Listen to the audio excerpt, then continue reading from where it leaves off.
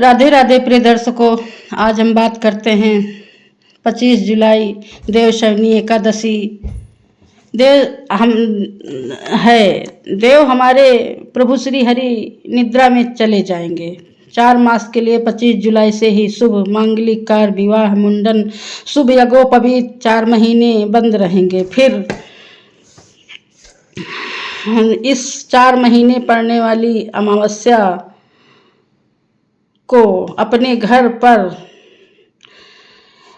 हम हवन छोटा सा कर सकते हैं। राहु केतु और शनि शांत रहेंगे। काले तिल गुड़ घी मिलाकर हवन, गाय की गोबर के उपले जलाकर काला तिल गुड़ घी उसी में महादेवाय नमः स्वाहा कहते हुए करें।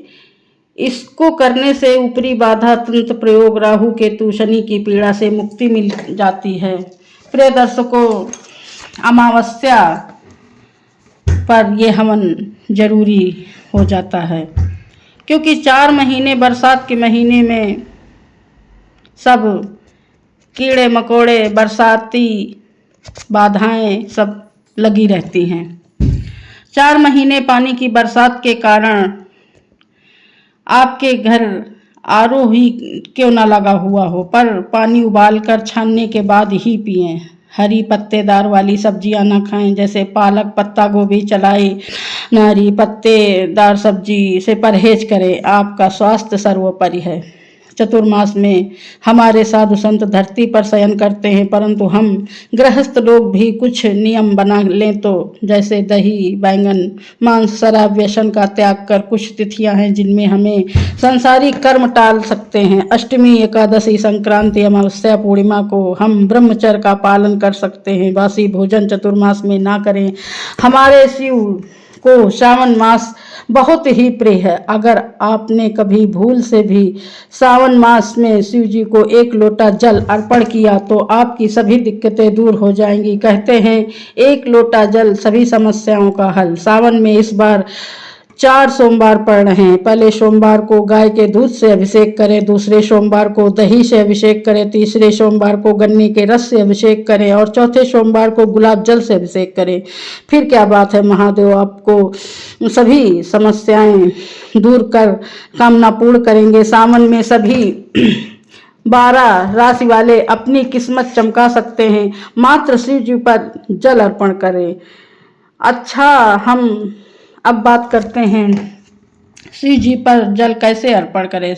प्रिय दर्शकों, मंदिर के अंदर प्रवेश करते ही प्रथम गणेश पर जल चढ़ाएं, दूर्वा और पुष्प अर्पण करें। फिर हम कार्तिकेय को जल अर्पण करें। इसके बाद मंदिर में माता गौरी, माता अम्बे, हनुमान जी सभी पर जल पुष्प चढ़ाएं। फिर शिवलिंग के पास दक्षिण की तरफ पीठ करके और उत्तर की तरफ मुंह हो सके इस तरह से बैठे। अब हम जल, दूध, दही, शक्कर सहित बेलपत्र, समीपत्र, सफेद मंदार के पुष्प, सफेद चंदन, भांग धतूरे से शिव जी को पूरे सावन चढ़ाएं। मंदिर में ही बैठकर सांब सदाशिव श्री शिवाय नमस्तुभ्यम 108 बार जाप कर सकते हैं। हमारे भोलेनाथ शिव जी बहुत ही जल्द प्रसन्न होते हैं, कामना पूरी करते हैं। शिव प्रिय दर्शकों, अब हम बात करते हैं पार्थिव शिवलिंग की। पार्थिव शिवलिंग की शास्त्रों में बहुत महत्व बताया गया है। सबसे पहले एक साफ गमला ले कर, या गमले खाली ना हो सके तो किसी पेड़ वाले गमले में भी पार्थिव शिवलिंग का निर्माण किया जा सकता है, मगर ध्यान रहे तुलसी के गमले में नहीं।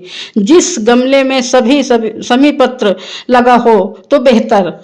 अब थोड़ी मिट्टी लेकर उसे लिंग का आकार दे सकते हैं। उसे गमले में विराजमान करें। पूजन करने के लिए 1 लोटा जल, गंगा जल या जल, गाय का दूध, दही, शक्कर, शहद, सफेद चंदन, गुलाब जल, भांग, सफेद मंदार का फूल, फल, बेलपत्र, समीपत्र। अब सबसे पहले शिव जी को जल चढ़ाएं, फिर अखंडित चावल चढ़ाएं, दूध चढ़ाएं, जल, इसी सभी सामग्री से शिव जी का पूजन करें। अब वस्त्र के रूप में थोड़ा कलावा चढ़ा सकते हैं।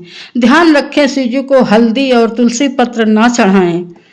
अगर कोई पुरुष शिव जी की पूजा कर रहा है तो जनेऊ भी चढ़ाएं। महिलाओं को जनेऊ चढ़ाना वर्जित माना गया है।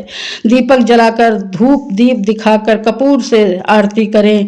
भोग प्रसाद हो सके तो घर पर ही तैयार करें। भोग या बतासे का ही भोग लगा सकती। मुखवास के लिए पान, एक जोड़ा लौंग, सुपारी, इलायची महादेव को अर्पित करें। हो सके तो सफ़ेद कमल पुष्प अर्पण करें। सोमवार को अब सफ़ेद कमल पुष्प जरूर चढ़ाएं। आप शिव जी को अबीर गुलाल जरूर चढ़ाएं।